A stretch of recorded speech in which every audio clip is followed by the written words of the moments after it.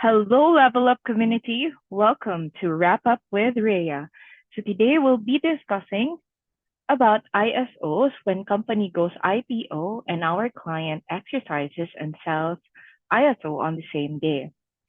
So based on our fourth session, we learned that our client was granted 100,000 shares at a strike price of $2 per share, which was a great deal when the fair market value is currently at $40 per share. So that means she has a significant opportunity to capitalize on this. So we need to consider, since she did not exercise the options previously, now is the time, the perfect time to exercise and sell.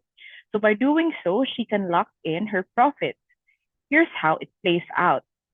So the total proceeds if she sells at $40 per share will be 4 million. The total basis, since the strike price was $2 per share, is 200,000. What are the tax implications? There are three. First, exercising and selling her ISOs means that the difference between the strike price and the FMV, which is the 38 per share, will be considered ordinary income, which will show up in her W-2 as 3.8 million in income.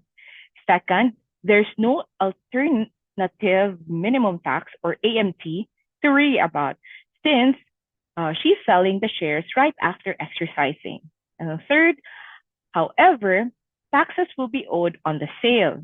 So we'll need to prepare for that by making some estimated tax payments.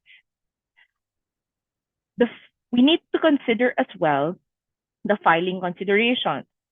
So on her tax return, her W-2 will reflect the income from the sales of stock, and in 1099B, it will show the sale. But we'll need to make an adjustment on Schedule D to avoid paying taxes twice on the same income.